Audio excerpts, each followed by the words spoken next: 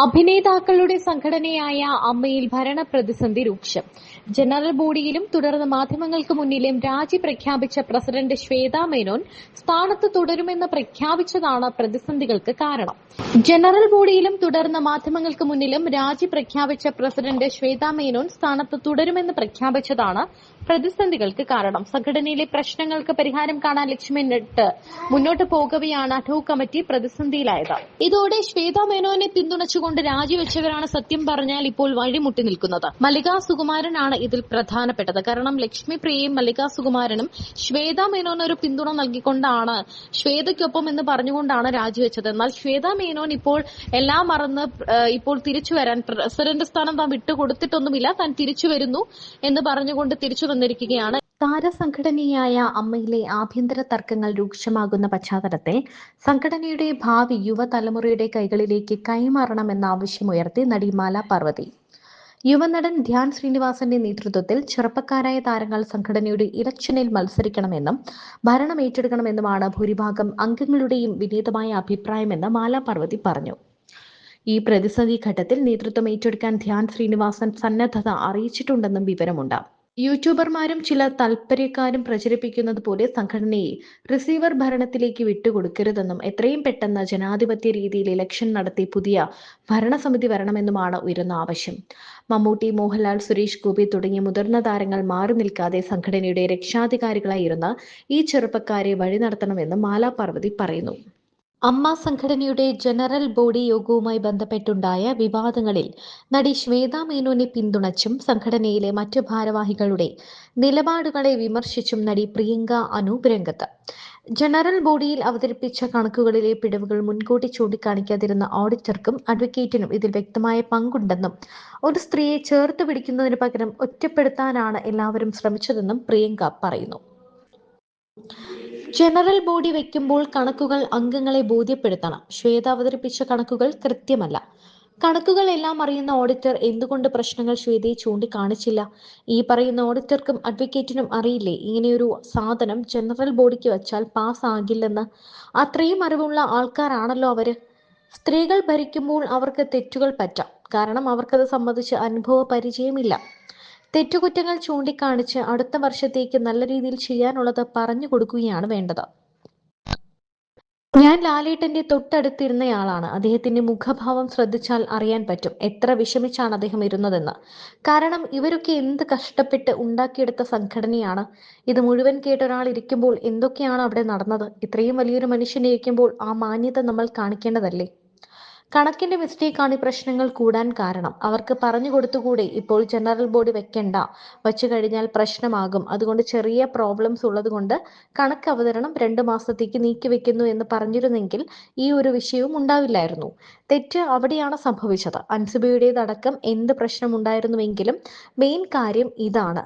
കണക്ക് പാസ്സാകാതെ ഒരിക്കലും നമുക്കവിടെ ഇരിക്കാൻ യോഗ്യതയില്ല. എൻ്റെ മനസ്സിൽ തോന്നുന്നത് ട്രാപ്പായിരുന്നു എന്നാണ്. അല്ലെങ്കിൽ ഞാൻ ചോദിക്കുന്ന ചോദ്യം ഇത്രയേ ഉള്ളൂ. ഈ ഓഡിറ്റർക്കും ഒരു അഡ്വക്കേറ്റിനും അറിയാത്തൊരു കാര്യം ശ്വേത എങ്ങനെ മനസ്സിലാക്കും? ശ്വേത നിരപരാധിയാണ് അതിനകത്ത്. ഞാൻ പറയും, തുറന്നു പറയും, ആ ശ്വേത നിരപരാധിയാണ്. അവർക്ക് അറിയാൻ വയ്യായിരുന്നു.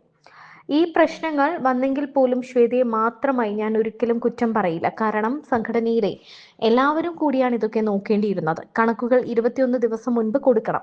എല്ലാ അംഗങ്ങളും ഇത് വായിക്കും. ഇത്രയും കാര്യങ്ങൾ ഉള്ളപ്പോൾ എന്തിനാണ് നമ്മൾ ഈ കണക്ക് ശരിയായി ബോധിപ്പിക്കാതിരുന്നത്?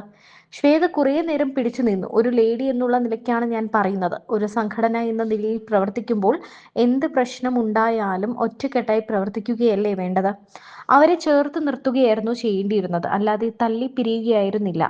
ഒരാൾ പോലും അവരെ പിന്തുണയ്ക്കാൻ തയ്യാറായില്ല. എന്തിനു വേണ്ടിയായിരുന്നു അത്? നമുക്ക് ആൾക്കാരെയൊക്കെ എടുത്തു കളയാൻ പറ്റും, പക്ഷേ ഇതിനൊക്കെ എതിരാണ് താനെന്ന് പ്രിയങ്ക പറഞ്ഞു. മാത്രമല്ല അൻസിബയെ കുറിച്ചും പറയുന്നുണ്ട്. അൻസിബ പറഞ്ഞ കാര്യങ്ങളെല്ലാം അൻസിബ വ്യക്തമായി സംസാരിക്കുന്ന ഒരു കുട്ടിയാണ് എന്ന് ഇതിനു മുൻപ് തന്നെ പ്രിയങ്ക പറഞ്ഞിരുന്നു. വ്യക്തമായ കാര്യങ്ങളെല്ലാം അന്വേഷിച്ച് വ്യക്തമായി എഴുതി ഫയലുകളുമായിട്ടാണ് അൻസിബ എത്തിയത്. എന്നാൽ അമ്മ യോഗത്തിൽ പ്രിയങ്കയ്ക്ക് സംസാരിക്കാൻ ഒരു ചാൻസ് ഉണ്ടായിരുന്നില്ല എന്നും പ്രിയങ്ക പറയുന്നുണ്ട്. അൻസിബ വരുന്നതിന് മുൻപ് പ്രിയങ്ക സംസാരിക്കാൻ ചെന്നപ്പോൾ, അതായത് അൻസിബ പറഞ്ഞു പ്രിയങ്ക ഭീഷണിപ്പെടുത്തിയെന്ന് പറഞ്ഞിരുന്നു. പ്രിയങ്ക എപ്പോഴാണ് ഭീഷണിപ്പെടുത്തിയത് എന്ന് അൻസിബ മറുപടി പറയണം എന്ന് പ്രിയങ്ക പറഞ്ഞു. ആ സമയത്ത് അൻസിബയോട് മറുപടി ചോദിക്കുന്ന സമയത്ത് അൻസിബ വന്ന് തന്നെ കെട്ടിപ്പിടിക്കുകയും ആ പ്രശ്നം അവിടെ തീരുകയും ചെയ്തു എന്നാണ് പ്രിയങ്ക പറയുന്നത്. ഇത് ആ ഒരു സംഘടനയ്ക്കുള്ളിൽ തീരേണ്ട ഒരു ചെറിയ പ്രശ്നമായിരുന്നു. ഏറ്റവും ഒടുവിലെത്തുന്ന വാർത്ത രമേശ് പിഷാരടി അമ്മയിൽ നിന്നും രാജിവെച്ചു എന്നാണ്. അപ്പൊ അങ്ങനെ ഓരോ കടമ്പകൾ കടക്കുമ്പോൾ ഇവരുടെയൊക്കെ വിചാരം ഇവരോടുള്ള എന്തോ ഒരു വിരോധം കൊണ്ടാത്ത. അതല്ല, അതാണ് നമ്മൾ ആദ്യം മനസ്സിലാക്കേണ്ടത്. ഇപ്പോ എത്ര വലിയ ആളാണെങ്കിലും ഇപ്പൊ മുഖ്യമന്ത്രിയാണെങ്കിൽ പോലും നമ്മൾ മുഖ്യമന്ത്രിയെ അനാവശ്യമായിട്ട് ഇങ്ങനെ കുറ്റം പറഞ്ഞത് എനിക്കത് മനസ്സിലാവാത്തൊരു കാര്യമാണ്. അപ്പോൾ ഞാൻ പലപ്പോഴും പറയാറുണ്ട്, ശരി, പാർട്ടിക്ക് വിധേയരാണോ? അതിപ്പോൾ ഏത് പാർട്ടിയായാലും ഇപ്പം നമ്മളിപ്പോൾ ഒരു പുതിയ മന്ത്രിസഭ വരുമ്പോൾ അതിന് മുമ്പ് അവർ പ്രതിപക്ഷത്തിൻ്റെ കുറ്റം പറയും. അന്ന് പ്രതിപക്ഷം ഭരിക്കുമ്പോൾ ഈ പറഞ്ഞതിൻ്റെ തൊട്ട് ഇവർ ഇപ്പോഴത്തെ പ്രതിപക്ഷമായിരുന്നല്ലോ അതിന് മുമ്പ്. അപ്പോൾ അന്ന് പ്രതിപക്ഷമായിട്ടിരുന്ന ഇപ്പോഴത്തെ കോൺഗ്രസ്സുകാർക്ക് അവരെ അത് സ്വാഭാവികമാണ്. അത് രാഷ്ട്രീയത്തിലെ ഒരു നാടകമാണ് അത്. എന്നും പറഞ്ഞ് അവർ തമ്മിൽ കാണുമ്പോൾ ഭയങ്കര അടിവെല്ലാം ഒന്നുമില്ല. അപ്പൊ അത് രാഷ്ട്രീയത്തിന്റെ ഭാഗമാണ്. ഒരു നാടകം പോലെ കാണുക, ഓരോ രംഗം എതിർക്കേണ്ടടുത്ത് എതിർക്കുക, പറയേണ്ട കാര്യങ്ങൾ പറയുക. പക്ഷേ ഒരു ചെറിയ പ്രയാസം ഈ അടുത്ത കാലത്ത് തോന്നുന്നത്, ഞാൻ 50 വർഷമായി ഇതിൻ്റെ സഹയാത്രികനാണ്, ഞാൻ ഇങ്ങനെയാണ് അങ്ങനെയാണ്, ഭയങ്കര പാരമ്പര്യമൊക്കെ അങ്ങ് നീട്ടിപ്പിടിച്ച് പറയും. എന്നിട്ട് പിന്നെ എന്തിനാണ് ഈ നേതാക്കളെ ചീത്ത വിളിക്കുന്നത്? ഒരു തെറ്റ് 5 കൊല്ലം ഇപ്പം പിള്ളേരോട് ഞാൻ ചോദിക്കുന്നത് ഇത് തന്നെയാണ്. ഒരു തെറ്റ് 5 കൊല്ലം മുമ്പ് നടന്നെങ്കിൽ എന്തുകൊണ്ട് അന്ന് പറഞ്ഞില്ല? ഒരു കൊച്ചു സ്റ്റേജ് കെട്ടിയോ അല്ലെങ്കിൽ ഒരു ജംഗ്ഷനിൽ ഒരു മേശയും ഒരു ബൈക്കും മതിയായിരുന്നല്ലോ. അപ്പം അത് ഞാൻ പാർട്ടിക്ക് വിധേയനായി പാർട്ടിയോടുള്ള സ്നേഹം കൊണ്ട് ഞാൻ മിണ്ടാതിരുന്നു. That's not the point. അത് ശരിയല്ല. അപ്പം അന്ന് അവർക്ക് എന്തോ അതിനകത്ത് നിന്ന് എന്തെങ്കിലും ഉണ്ടോ ഇല്ലയോ അത് വേറെ കാര്യം. പക്ഷെ ഇന്നിപ്പോൾ അറ്റാക്ക് ചെയ്യാൻ കാര്യം അവരുടെ ഇഷ്ടങ്ങൾ എന്തോ നടക്കാതെ പോയി, അല്ലേ? ഞാൻ പറഞ്ഞ ആ രീതി എല്ലാ പാർട്ടികളും മാറ്റണം. തീർച്ചയായും തെറ്റുകൾ അപ്പോഴപ്പോൾ ചൂണ്ടിക്കാണിക്കുക. അതൊക്കെ കൊണ്ടാണ് ഞാൻ ഇത്ര ധൈര്യമായിട്ട് പറഞ്ഞതെന്ന് വെച്ചാൽ, ഞാൻ ഒരു പാർട്ടിയുടെ പൊളി പിടിച്ചോ റോഡിൽ കൂടെ ഡാൻസ് കളിക്കാനൊന്നും ഞാൻ പോയിട്ടില്ല. നമുക്കത് വേറൊന്നും കൊണ്ടല്ല, ചില കാര്യങ്ങൾ ശരിയാണെന്ന് നമുക്ക് തോന്നും, അത് സപ്പോർട്ട് ചെയ്യാം. ചില കാര്യങ്ങൾ കടന്നുപോയി എന്നും തോന്നും. അപ്പോൾ അങ്ങനെയൊക്കെയുള്ള ഒരു അഭിപ്രായ വ്യത്യാസം ഒന്ന് കണ്ട് വിലയിരുത്തി ഞാൻ അത് ശരിയാണെങ്കിൽ ശരി പറയുന്നവരുടെ കൂടെ എപ്പോഴും നിൽക്കും. അത് ഞാനൊരു താരമായതുകൊണ്ടോ ഒരു സിനിമാ നടിയായിരുന്നു പണ്ടെന്നുള്ളത് അതൊന്നുമല്ല. ഞാൻ അങ്ങനെയാണ്. ഞാൻ എൻ്റെ കോളേജിലെ ആർട്സ് ക്ലബ് സെക്രട്ടറി ആയിരുന്ന കാലം മുതൽ അങ്ങനെയുള്ള കാര്യങ്ങൾക്ക് ഒരു ന്യായമായ കാര്യമാണെങ്കിൽ ഞാൻ അവരോടൊപ്പം അത് ഞാൻ ഒരു പബ്ലിസിറ്റിക്കും പോകാറുമില്ല. ഞാൻ പോകുന്നിടത്തൊക്കെ 4 ക്യാമറയും ഒന്നും ഞാൻ സമ്മതിക്കില്ല. അത് വേറെ കൊണ്ടല്ല, അത്രയ്ക്കുള്ളൊരു മഹിമയൊന്നും എനിക്കില്ല. അതൊക്കെ രാഷ്ട്രീയക്കാർക്കുള്ള അവരുടെ രാഷ്ട്രീയ ഭാവിയാണ് അതിലൂടെ അവർ നോക്കുന്നത്. ക്യാമറ കൊണ്ടുപോയി അവിടെ ചെന്നു ഇവിടെ ചെന്നു, അതിനൊരു PR ടീം അവരുടെ കൂടെ ഉണ്ട്. തീർച്ചയായും. അപ്പോൾ നമുക്കൊന്നും PR ടീം ഒന്നും വേണ്ട. വയസ്സായി ഇനി എത്ര കാലം കൂടെ പെട്ടിയൊക്കെ അടുക്കി ഇരിക്കുന്നവരാണ് നമ്മളൊക്കെ. അല്ല, അതല്ല ഞാൻ പറഞ്ഞത്. അപ്പോൾ അതുകൊണ്ട് അതിൻ്റെ ആവശ്യമില്ല. പക്ഷേ നമ്മളെന്തെങ്കിലും ഈ ഭൂമിയിൽ നിന്ന് പോകുമ്പോൾ അവിടെ ഒരു 10 പേരെങ്കിലും പറയണം, അവരുണ്ടായിരുന്നെങ്കിൽ സത്യം എന്തെല്ലാം സഹായം നമുക്ക് ചെയ്തു തന്നിരിക്കുന്നു എന്ന് പറയുമ്പോൾ നമ്മുടെ ആത്മാവിനെങ്കിലും കേൾക്കുമ്പോൾ ഒരു സുഖം കിട്ടും, അല്ലേ? അത്രേ ഉള്ളൂ. അല്ലാതെ നമുക്ക് ജീവിക്കുമ്പോൾ ഞാൻ മറ്റേ ഇത്ര ഉണ്ടാക്കണം, അങ്ങനെ ഇങ്ങനെ മറ്റേത് മറിച്ചത് വലിയ സ്വപ്നങ്ങളാണ്. പക്ഷേ ആ സ്വപ്നങ്ങൾ സാക്ഷാത്കരിക്കപ്പെടണമെങ്കിൽ നമ്മുടെ മനസ്സും പ്രവൃത്തിയും എല്ലാം അതുപോലെ ആയിരിക്കണം എന്ന് ചിന്തിക്കുന്ന ഒരു സിനിമയിലും ഇല്ല, രാഷ്ട്രീയത്തിലും ഇല്ല. വളരെ കുറവാണ്. ഉണ്ടായിരുന്നു, അല്ലെങ്കിൽ ഇപ്പോഴും ഉണ്ടെന്ന് വയ്ക്കാം. പക്ഷെ അത് എണ്ണത്തിൽ വളരെ വളരെ വളരെ കുറവാണല്ലേ. ഇപ്പൊ പൊളിറ്റിക്സിന്റെ കാര്യം പറഞ്ഞുകൊണ്ട് ഞാൻ ചോദിക്കാം, അമ്മ ഇതിനു മുന്നേ ഒരു ഇതിൽ പറഞ്ഞിട്ടുണ്ടായിരുന്നു അമ്മയ്ക്ക് മനസ്സുകൊണ്ട് CPM-കാരോടാണ് കുറച്ചൊരു ഇത്. പക്ഷെ ഈ ഞാൻ വലിയ മൂത്ത കോൺഗ്രസ് കുടുംബത്തിലെ ആളാണ്. അതാണ് 10-45 എൻ്റെ അച്ഛനെന്നൊക്കെ പറഞ്ഞാൽ എല്ലാവർക്കും അറിയാം. ഞാൻ അങ്ങനെ തന്നെ ജീവിച്ചിരുന്നതാണ്. ഈ അടുത്ത കാലത്ത് ചില സംഭവങ്ങൾ വന്നപ്പോൾ ഞാൻ ഈ കോൺഗ്രസ് നേതാക്കൾ എനിക്ക് പിന്നെ എന്താ വെച്ചാൽ എനിക്ക് ഈ പ്രത്യേകിച്ച് കാര്യങ്ങളോ അല്ലെങ്കിൽ അവരെ കൊണ്ട് എനിക്കൊരു ട്രാൻസ്ഫർ വേണം അങ്ങോട്ട് പോകണം അതൊന്നും ഇല്ലാത്തതുകൊണ്ട് ഞാൻ പറയും, അയ്യോ ഇതിനകത്ത് നിങ്ങളിങ്ങനെ പരസ്യമായിട്ട് അടിക്കല്ലേ എന്നൊക്കെ ഞാൻ പേരൊന്നും പറയുന്നില്ല. ഏറ്റവും വലിയ നേതാക്കന്മാരോട് നേരിട്ട് പറയുന്ന ഒരാളാണ്. അയ്യോ അത് നിങ്ങൾ വല്ലതുമൊക്കെ ഉണ്ടെങ്കിൽ നിങ്ങൾ ആ മുറിക്കാത്തിരുന്ന് പറ, ജനത്തിന് തോന്നരുത് നിങ്ങളൊക്കെ തമ്മിൽ അടിയാണെന്ന് തോന്നരുത്. കാരണം അപ്പോഴേ അതൊരു ഇപ്പം എന്നെപ്പോലൊക്കെ ഉള്ളവർക്ക് ഇപ്പോൾ ഇന്ദിരാഗാന്ധിയൊക്കെ ഉള്ള കാലം ഞാനത് ഇവിടെ തന്നെ പറഞ്ഞിട്ടുണ്ടെന്ന് തോന്നുന്നു. ഇന്ദിരാഗാന്ധിയുടെയൊക്കെ കാലത്ത് എൻ്റെ അമ്മയ്ക്കൊക്കെ കൈപ്പത്തി അല്ലാതൊരു ചിഹ്നം അറിഞ്ഞുകൂടാ. അയ്യോ അമ്മ കരയും അപ്പോഴ്.